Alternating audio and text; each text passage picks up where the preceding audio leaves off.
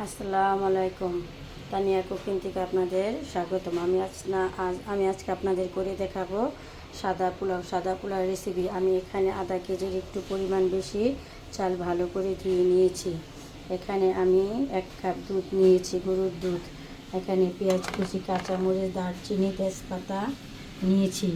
এখানে পোলাওর জন্য মটরশুঁটি, আদা পেস্ট, বেরেস্তা সব কিছু আমি এখানে সাদা পোলাওর জন্য নিয়েছি। এখানে আমি একটি পাতিল বসিয়ে দিয়েছি, তেল গরম হতে দিয়েছি। আমার তেল গরম হয়ে গেছে। এখন এখানে আমি পেঁয়াজ কুচি দিয়ে দিলাম। পেঁয়াজ কুচি দিয়ে ভালো করে ভেজে নেব। পেঁয়াজ ভাজা হয়ে গেলে তারপরে আমি এখানে আদা পেস্ট দিয়ে দেব।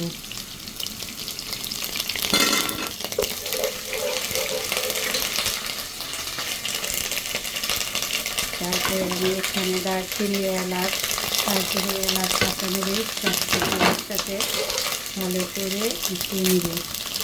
নেড়ে চেড়ে নেব যাতে ভালো করে একসাথে এটি মিশিয়ে যায়। এখানে আমার মশলা ভালো করে কষানো হয়ে গেছে। এখন আমি এখানে দিয়ে দিব ধুয়ে রাখা সেই পোলাও চাল।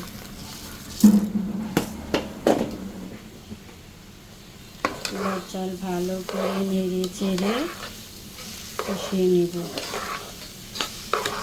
পোলাও চালটা ভাজা ভাজা হয়ে আসলে পোলাওটা ভালো হয়, ঝরঝরা, একটার সাথে আরেকটা লেগে থাকে না।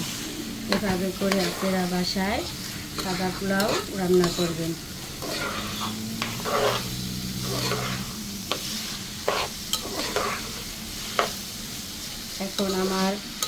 এখন আমার পোলাওর চাল কষানো শেষ।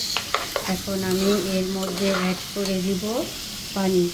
আমি পানি মেপে নিই না, পরিমাণ মতো পানি দিয়ে দিই। এখন আমি মটরশুঁটি দিয়ে দিলাম।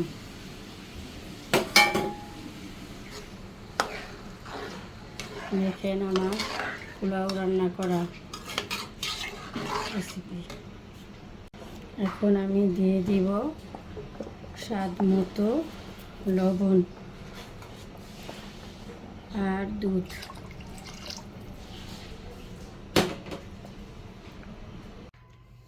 আমার সাদা পোলাও রান্না করা শেষ।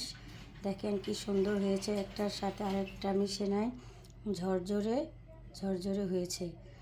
আমার রেসিপি যদি আপনাদের ভালো লেগে থাকে তাহলে একটা লাইক, একটা শেয়ার বা একটা কমেন্ট করবেন।